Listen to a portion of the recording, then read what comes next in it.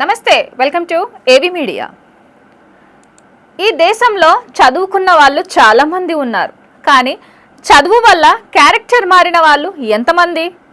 డిగ్రీలు పెరిగాయి కానీ బాధ్యత తగ్గింది. సోషల్ మీడియాలో ప్రతి ఒక్కరూ దేశభక్తులే. కానీ రోడ్డుపై ఒక యాక్సిడెంట్ జరిగినప్పుడు వీడియో తీయడానికి వచ్చే జనమే ఎక్కువ, హెల్ప్ చేయడానికి వచ్చే మనుషులు చాలా తక్కువ. ఇప్పుడు యూత్కి టాలెంట్ లేదు, కాదు ఫోకస్ లేదు. ఒకప్పుడు యువత ఫ్యూచర్ బిల్డ్ చేసేది, ఇప్పుడు చాలామంది ఫిల్టర్స్ బిల్డ్ చేస్తున్నారు. మొబైల్ చేతిలోకి వచ్చిన తర్వాత ఇన్ఫర్మేషన్ పెరిగింది కానీ విజ్డమ్ తగ్గింది.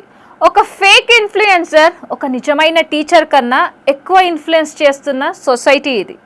ఎందుకంటే ఈ జనరేషన్కి నిజం కన్నా ఎంటర్టైన్మెంట్ త్వరగా కనెక్ట్ అవుతుంది. అందుకే చాలామంది లైఫ్ని ఇంప్రూవ్ చేయడం కంటే ఆన్లైన్ ఇమేజ్ని మెయింటైన్ చేయడానికే ఎక్కువ స్ట్రగుల్ అవుతున్నారు.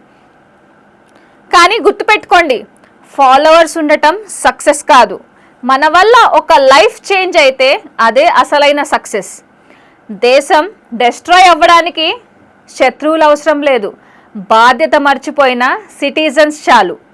ఇక్కడ చాలామంది కరప్షన్ని హేట్ చేస్తారు కానీ చిన్న షార్ట్కట్ కోసం రూల్స్ మాత్రం బ్రేక్ చేస్తారు. అప్పుడు డిఫరెన్స్ ఏంటి? వాళ్ళు పెద్ద స్థాయిలో చేస్తారు, మనం చిన్న స్థాయిలో చేస్తాం. చేంజ్ అనేది ఢిల్లీ నుంచి మొదలు కాదు, మన డైలీ హ్యాబిట్స్ నుంచి మొదలవ్వాలి. ఒక ఓట్ అమ్ముకోకుండా ఉండడం కూడా రెవల్యూషనే. ఒక తప్పుని సపోర్ట్ చేయకుండా ఉండటం కూడా ప్యాట్రైటిజం. దేశానికి ఇప్పుడు కావాల్సింది స్టేటస్ పెట్టే దేశభక్తి కాదు, సాక్రిఫైస్ చేయగల దేశభక్తి. ఎందుకంటే ఫ్రీడమ్ మనకి ఫ్రీగా రాలేదు, ఎవరో తమ జీవితాన్ని రిస్క్లో పెట్టి ఇచ్చారు. ఇప్పుడు క్వశ్చన్ ఒకటే, మన జనరేషన్ ఈ దేశానికి బర్డెన్ అవుతుందా లేక ఫ్యూచర్కి బ్యాక్ బోన్ అవుతుందా?